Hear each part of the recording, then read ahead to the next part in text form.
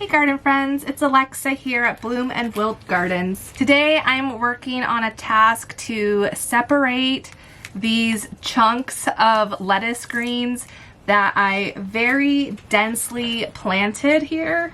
I'm gonna wait probably about 2 more weeks or so before I actually start moving some of these out into my green stalks and my outdoor garden beds. And so I wanted to give these plants the ability to get their root system stronger and be more suited for outdoor weather. Because a little tiny root system like this just makes me a little nervous about sticking this guy right into the ground right now, because we will still have some freezing nights over the next month. So in another video, I am talking about how to separate all of these little seedlings. So if you want to check that out, just a little how to do this, I'll go ahead and link that video so you can check that out. This video today is going to be just more of a chat with you all to give you some updates on our family here and what has been going on in the Sandella household since last summer, because I haven't done just a ton of vlogs kind of giving you an update on things. I wanted to do that today while I work. So the biggest and most recent exciting update is that we are adding to our family. We are having our 3rd child and we are having our 3rd son. I am 5 months pregnant and I am due at the end of July, which is like one of the busiest parts of the gardening season. But I'm also very excited to be having a child in the summer months, since my older sons are both born in the middle of winter. I really look forward to having a newborn and be able to go outside with him and walk through the garden and just spend time in the sunlight postpartum. I think that's gonna make a huge difference in recovery and all of that. To give you a little context, my sons Anthony and Lucas are teenagers. Anthony is 14 and Lucas is 12, so almost a teen, and we are having a child. You know, we have a 12-year age gap from our 2nd to our 3rd baby, and we always kind of had planned to have 3 children. Carmen and I have been together since high school, my freshman year of high school. We've been, we're high school sweethearts. It's the cutest little love story. And, you know, we had our sons young when we were 20 and 22. And we had a lot of growing up to do. A lot of things that we wanted to accomplish before having more children. You know, we wanted to finish college, we wanted to have good jobs and careers and be financially stable, we wanted to own a home, we wanted to have, you know, debts paid off. There was just a lot that needed to be done before we felt we were, you know, at a point in our lives that would be responsible to bring another human being into the world. It was probably about 3 years ago now, maybe 4 years ago, that I really started thinking about, you know, within the next couple years we wanted to start trying to have another child. That kind of got me more motivated to start working on my health and, you know, be more fitness, eat better, change my diets. I've kind of been on this health journey over the last few years to improve my overall health, so that way when it was the right time for us to have a child, I would be physically able to do it. And you can probably see the evidence of some of that in my videos over the years. When I started doing YouTube in 2020, you know, I was on the heavier side. I was probably eating more processed food than I should, and I was really just getting more into the home vegetable garden. I had been gardening for 5 or 6 years by that point, but my eating habits weren't always the greatest. So really in 2020 is when I really dove headfirst into gardening, loving the garden, and then loving the food that came out of the garden. And over the next several years, that came along with all sorts of really positive changes. I'm glad that I took all of those steps, was able to pre-plan what that future would look like. So after Carmen received his IT degree in December of 2020, in December of 2023, we felt ready that it was time to start trying to have a child, and we felt everything was in the right place with our careers and with our finances and, you know, our home. And then happily in July of 2024, I did find out I was pregnant then, and we were very excited. That pregnancy, I would have been due around now in March of 2025. Unfortunately, that pregnancy did end in a miscarriage at 8 weeks. So I miscarried on August 8th of 2024. And I don't really have an understanding or reason, you know, why that happened. Sometimes those things just happen. You know, we'll never know why that happened. So that was a very difficult time in our life, going through that loss. You know, God always has perfect timing for everything.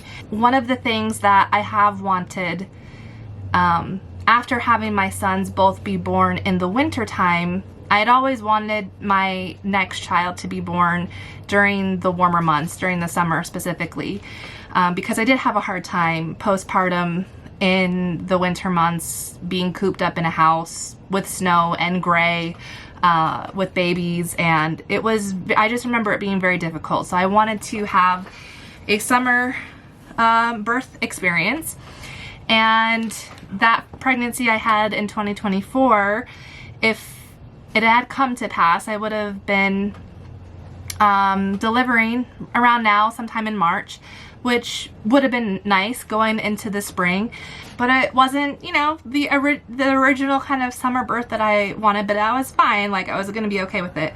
So that's one thing. And then the other thing is, last fall, we were so busy, so busy. We had started a home remodel project.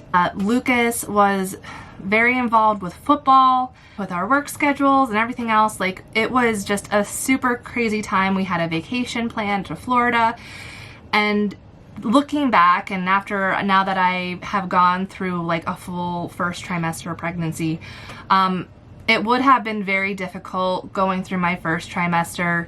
During that time, I don't know if I really would have been able to function very well.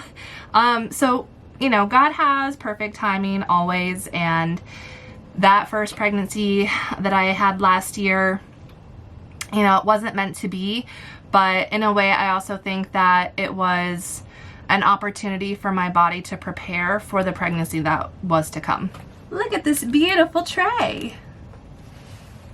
After I had the pregnancy loss, I did have, you know, a couple weeks to recover before our home remodel project was due to begin, and that kicked off around August 23rd.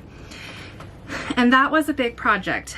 We hired local contractors to do the work, and what they did was we did a complete remodel of our kitchen, our partially open back porch. We converted that into a mudroom, and part of the kitchen extended into that space as well. We did a complete remodel of our dining room, and our house was built in 1850. So you can imagine all of the changes and things that have happened structurally in the house over the years. So going into it, our contractors knew that there were going to be surprises and different challenges, that they were going to have to come up with creative solutions to fix things and make things work. Which they did a great job of that. You know, every little thing that they came up against, they were able to figure out a solution, and the end result is very beautiful. We're very happy with the outcome of the house. I do have a lot of footage that I recorded during that time, and I did share a couple shorts on TikTok. So if you're on TikTok and want to go to Lex in the Garden, you'd be able to see that. I was thinking about doing like a longer video, just kind of talking about the start to end process of the home remodel and putting that here on YouTube.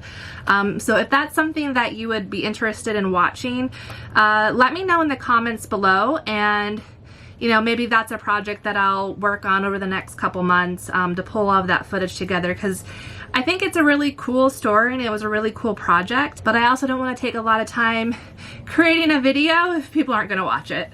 So knowing that this is mostly gardening on this channel, you know, you let me know if you're interested in seeing a longer video all about this home remodel. But that project went from the end of August and continued until about the end of January. So there was a lot of time there that was spent where we weren't even living here at our house. We were living with my in-laws, actually in our old little mini home that we had at their property, and that was our first house. We had a little mini house over there that we lived in for 6 years, and that's where we lived when our boys were babies, and it really allowed us to get a good head start into adulthood and be able to save money so that we could buy the house that we live in now. So it was kind of just like going back, moving back into our old home. And so that was a fun experience, but it was also challenging because you can imagine in September, which is like peak harvest season, everything here on my garden was ripening and needing to be picked. So we were just going back from my in-laws house back to our house. Like every day after work, I would come back to our house and I would look at the updates from the home remodel project. I would be harvesting, you know, anything that was ripe. I would take all of that back to my in-laws, and then, you know, work in my mother-in-law's kitchen and try and cook things and save things and preserve things. Lucas had football practice 4 nights a week, so we had to, you know, work in the practice pickup schedule and divide and conquer on that. And we had games on the weekends. There was a football tournament in there as well. And it was just a very busy time. The 3rd week of October, we had a family vacation planned for Florida. So we went on that vacation and had a really lovely time. We were there for a week and got to visit with Carmen's family who lives in Florida. We spent a day at Universal Studios Island of Adventure.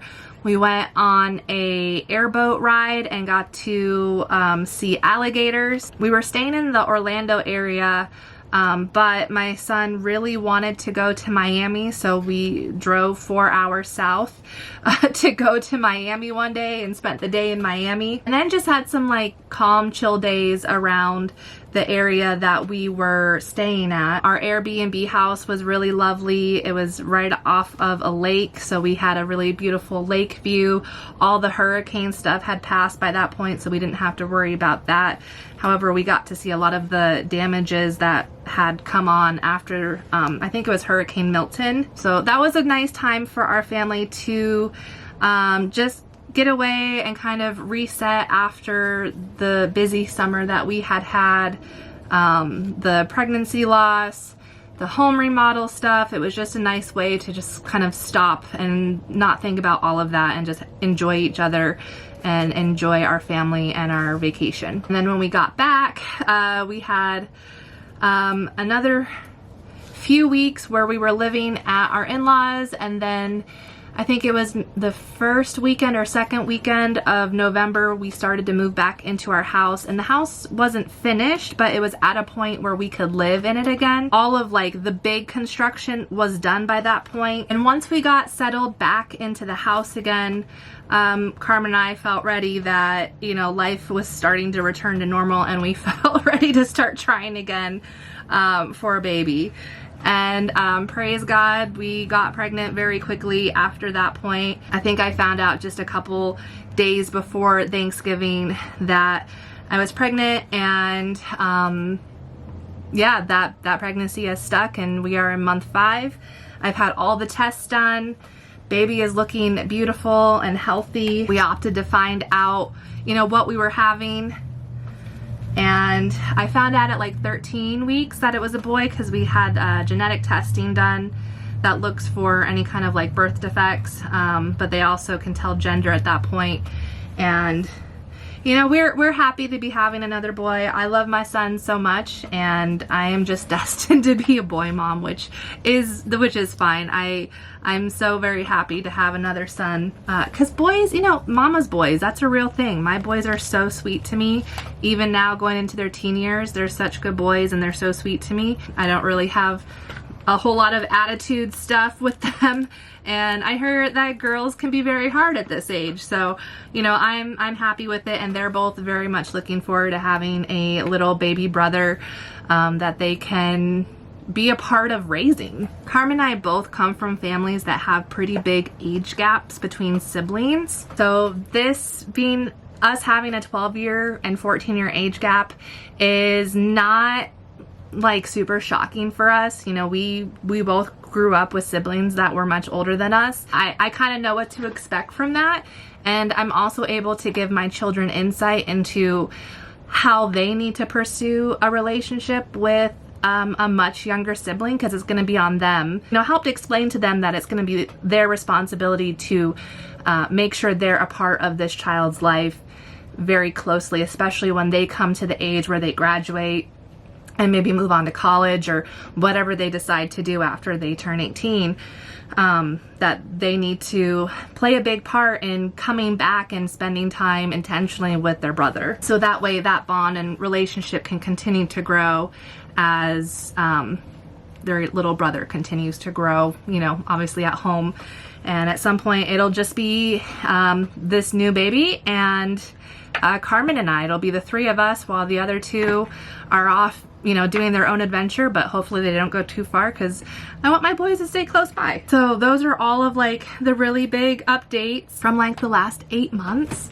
It's been kind of a whirlwind, and you know, now I think we're all just, you know, we've settled into the new space is in the house, and we're starting to think about preparing for a baby, and I'm trying to get the garden going. My focus is on the spring garden. I want to have a really successful spring garden with a lot of leafy greens, peas, cabbage, broccoli, beets, and carrots, and just kind of get a lot of my garden planted with all of that.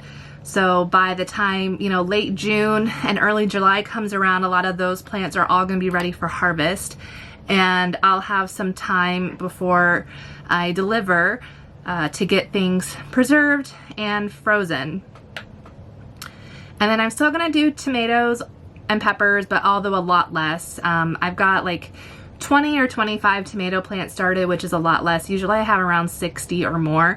So I'm trying to scale back on that and be realistic of like, yes, I will be home and off of work during like harvest season. So I'll be off work for sure the months of August, September, and October, which is great. I'm so excited to have that time to be home and be able to work on harvesting tomatoes and making tomato sauce. But postpartum is an unpredictable time with every pregnancy, so I'm not quite sure how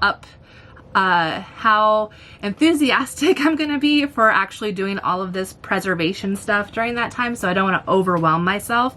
But I do still want to have these things to preserve. Like, we love our homemade tomato sauce, and I would be really sad, you know, in the middle of our winter if we didn't have our homemade tomato sauce to pull out and taste those flavors. I want to make sure I have our own tomatoes. I might buy, you know, tomatoes from local farms as well, so I can batch cook those down. But it is, you know, important to me to have these things. And I think it'll also help me have something to look forward to on those days where I might otherwise be feeling a little bored and stir crazy with a newborn where all they do is sleep and nurse. So it'll give me something to do, and I'm excited about getting to do baby wearing again. I was really big into that with Lucas since he was my second, you know, and I had a 2-year-old with a newborn, So baby wearing was like really essential with that dynamic. Doing cloth diapering, breastfeeding again, like all of these things where I was into kind of this, you know, crunchy mom sort of holistic lifestyle. Like that's where a lot of this started, but the garden wasn't really a part of it at that time of my life in my early 20s. And now that I have the garden and all of the wonderful things that I've learned about growing plants and eating organic local food, like that just kind of brings all of this together, and I feel really excited about it. And we'll continue to share updates here with you guys on how everything progresses along the way. I have all of my seedlings separated, not all of them, but I have all the lettuce greens at least separated. I still have some kale plants here, and I've got a like bok choy and spinach in this one, but I'm gonna have to save that for another day because me and Carmen have to get ready to leave. That's why I'm wearing a dress. I wore a dress to church, and I've just kept the dress on all day because we're going to a dinner tonight, a small farm social dinner. So our local extension office and local food groups put on a dinner for small farms in our county, just to come together to network, to meet each other, to hear some speakers, and have a really delicious dinner. So we're gonna go to that tonight. Throughout this week, I will continue working on separating all of these seedlings. So thanks for listening and being here to kind of hear an update about what's been going on. Definitely appreciate any support and any prayers that you wish to give for us, for the health of our new baby, for my health, and just the dynamic of how our family is going to be growing and changing over the next couple months. Okay, have a wonderful week, friends, and take care. Bye.